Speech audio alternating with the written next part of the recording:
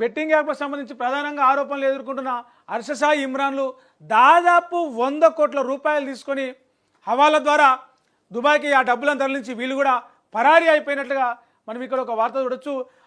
ఎవరైతే బెట్టింగ్ యాప్లు ప్రమోషన్ చేసిర్రో, ఎవరైతే బెట్టింగ్ యాప్లు నిర్వహిస్తూ ఉన్నారో వాళ్ళ మీద అటు ఈడీ కూడా ఎంట్రీ అయ్యి చాలా సీరియస్గా చర్యలు తీసుకుంటా ఉంది.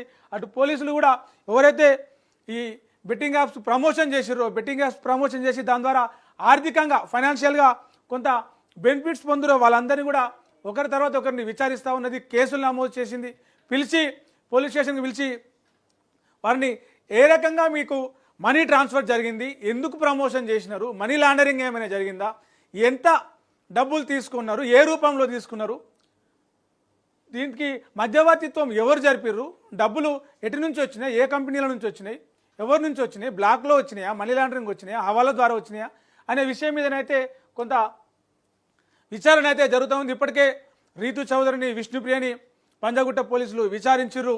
ఈ క్రమంలో అర్షసాయి ఇమ్రాన్ ఖాన్ని కూడా పిలిస్తే వాళ్ళు విచారణకు హాజరు కాకుండా తప్పించుకొని తిరుగుతూ 100 కోట్లు హవాలా ద్వారా విదేశాలకు పంపించి దొంగతనంగా దుబాయ్కి పరారైపోయారని చెప్పేసి ఒక వార్త అయితే చూడొచ్చు.